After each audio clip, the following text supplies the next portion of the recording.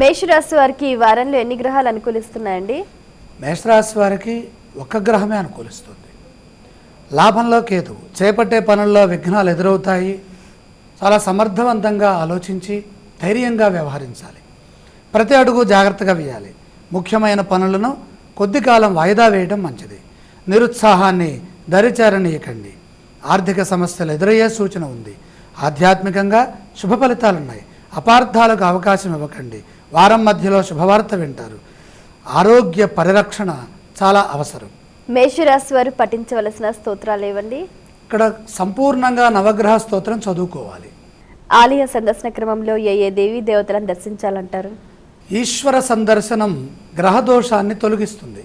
ఈ రాశి వారు చేయవలసిన దానాలు ఏవండి? ఇక్కడ 9 గ్రహాలకి 8 గ్రహాలు దోషస్థానంలో ఉన్నాయి కాబట్టి నవగ్రహ ప్రదక్షిణం చేస్తే గ్రహదోషం సంపూర్ణంగా తొలుగుతుంది.